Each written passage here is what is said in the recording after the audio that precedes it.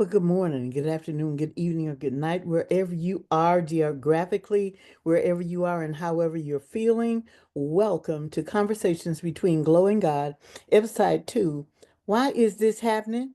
And what in the world am I supposed to do about it so I can have the joy and peace you promised me I was going to have? Okay? I've asked God that question several times in my life. The first time I asked it was in relation to my brother. My eldest brother the guy was fine. He could dance. He was brilliant. He was kind. He, he was helpful. He was charming. He was all those things. He went to the Navy when he was 18. He came back a drug addict. He was addicted to cocaine and Richard's Wild Irish Rose. That's cheap wine for you, those of y'all who don't know. Okay, so I asked him one time because all the joy that he experienced, all the joy that he brought to others was missing when he got high. Initially, yeah, he was the life of the party like he always was, just on steroids, so to speak. But then he would go to sleep and he would be missing, and I missed him. So I asked him, I said, "So what up with this dude? Help me understand, why do you do drugs?" And this is what he said to me. "It's because for a little while I don't feel the pain. I don't feel the pain of my life, the things that have gone wrong, the jobs that I was denied." And this was during the day when people could tell you, I guess they still do, but it's not against the law. Don't know how much longer it will be. But anyway, people would tell him, "No, you can't have this job in engineering because we don't give that job to black men." Stuff like that. And so the bitterness of his life, his response to that, to not feel that, to not be angry with it, which would compromise him, was to do drugs. I said to him, "Okay, I understand that you don't want to feel the pain, but help me understand right now. Because what happens is you take the drugs, you're high, and then you go to sleep. So you're not really living and enjoying uh, your life because you go to sleep. And then when you wake up, because your high is gone, you need more drugs. Maybe you needed one drink before, now you got to have five. And so it costs you more money, more money, more money for shorter and shorter joy." Now, I say that because when I look at all the lies that people are saying and how they continue to mount and how deep and how broad they are and just the outrageousness of it all, I mean, you think, okay, this is it. It can't get any lower. No, there are still different levels that people can go, and I'm going to show you what they are. So that's what happens. I liken this to when I look at them, I have compassion many times, not all the time, but many times because I know what has gone on in your life, that you are feeling so much pain that the only way you can experience any joy and peace, albeit temporary, is for you to lie and say that you all that in a bag of chips. It is to lie to say, no, that didn't happen to other people. To blame and bash and do all those other things that people are doing. I'm like, okay, but okay, I can't do anything about that. I can't help them. I can't change their past. I can't make their life be happy and joyous. If something happened to them when they were little kids, or if something happened last week and now you 99 years old, it happened when you 97 and now you just a hot mess. Whatever the reason, wherever it started, how long it lasted, all that, your response is that you are doing this addictive behavior to hide from yourself and to find temporary joy and peace. I can't do anything about that. But you know what, God?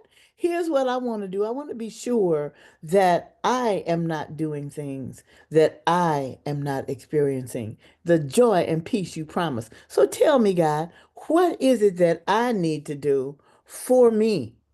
For me now. I want to just take a moment and focus on Glo. Here's what God said. Okay, baby, I got you. Here's what you can do. One, don't lie. Don't justify. Don't ignore the lies of others. Don't deny the denials you have made to yourself about yourself. Look at yourself, baby, and know that I am beautiful in my own way. lies and all. It doesn't mean I'm going to continue doing that, but I'm not going to beat myself up. You know, this whole judge not thing, that is for us not to be judgmental of others, but it's to be aware and to take accountability and responsibility, but to not be judgmental of ourselves either. How much time do you spend beating yourself up because you didn't do this thing exactly right? Come on, child. What is your learning from that? So don't lie. And if you do lie, don't lie about the fact that you lied. All right, number two. Remember, there are five things here, okay? Number two is tap into your knowledge about past and history. Do some reflection. Where did this stuff start? What is the initial trigger point for this happening? Because there may need to be healing around that. And I will work with you, baby, in order for you to, I'll be your balm so that you can come through that having taken all the strengths from that weakness. Those things that now I'm stronger because of it. And so look at that, all of your feelings, all of your thoughts. When did they begin? How did they begin?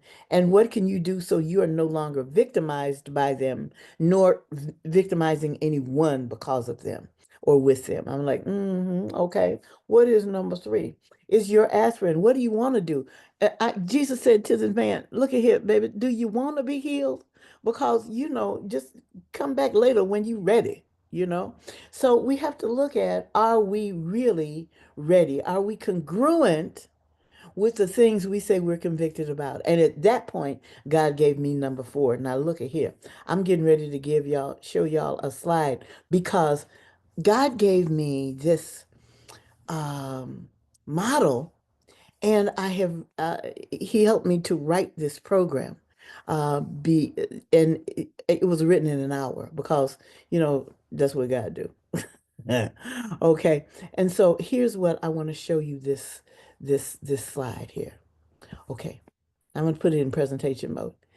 Take a screenshot. I don't care. You're going to be hearing about this program. I'm going to be, letting y'all know how I'm offering it online. But here is the bottom line of it. I'm not going into a bunch of detail right here, right now, but that'll be for the class. But here it is.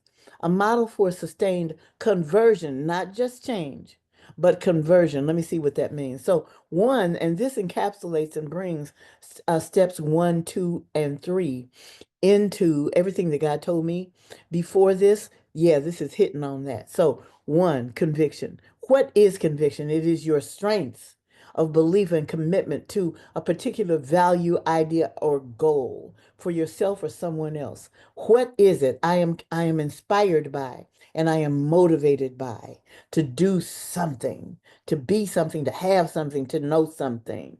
And so that is what conviction is. Now, the question is, yeah, you clear about that conviction.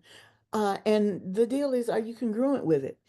I am a serial dieter for a long time. I'm not going to tell you how many years. I have said I want to lose 100 pounds. I have lost 50, 60 back and gained them back. Some of y'all don't know anything about that. But I have taken one step forward, two steps back. I'm still convicted. I still have conviction. I want to lose weight, but there is something that's a disconnect between what I'm saying and what I'm doing. Because even though I'm not standing up, maybe you can see that there's an opportunity to lose some weight here. All right. So are you congruent with it? Be real with it and then investigate where's the disconnect between what I said I wanted to do and what I want to do. Now, when you get clear about that, then you're ready for change. And change is, you know what? I am altering, modifying, or making something new or better. I'm exchanging one thing for another. As I said before, it's not enough just to eliminate something. You have to replace that with something else. The universe does not like a void, it will fill it with something. And sometimes this is why we go back to doing what we've always done, even though we are convicted, because there's something going on in our minds, in our hearts, our spirits that is saying, yeah, but you want to do that, but.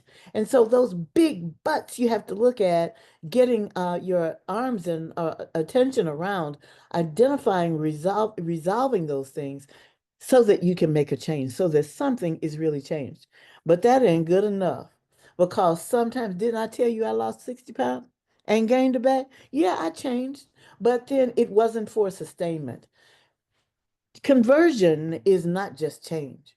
It is sustained conversion is what we're looking for. And that is the critical turning point where commitment to my conviction and I'm aligned with congruence and I know what to do because I've made that change. So those things become not just intellectual agreement, but complete adoption and adaptation so that I am, to go down to the bottom bullet, I'm actively embracing my new identity. I'm a new creature. That's what conversion is about. It's not just intellectual agreement. It's not just a tipping point where enough is enough. I'm sick and tired of being sick and tired. It is all of those things working with you, not against you, so you have no yebatitisness going on. And you're a new creature. How about that? I mean, do I love God or what? Okay. So those were the four steps, and the fifth one was now just apply it. Go and make it so. And also share it. Now, look, I often ask ministers, why are you presenting God like he needs to be involved in a 12-step program? God needs your praise. But look at here. Everything that God is asking me to do is for my good, for my highest good. This is what I know. God don't need nothing. Otherwise, God wouldn't be God. Stop it right now. God doesn't need our praise. It is because when we start to praise, our whole energy, our mind, everything shifts and is elevated, restored, renewed, converted. So those are the five steps. Thus, the answer to what in the world can I do so I can experience for real the joy and the peace that you promised. God gave me the game plan, honey. Bada bing, bada boom. There it is. Okay, that's it for episode 2. See y'all in episode 3. When will it be? Who knows? Bye bye.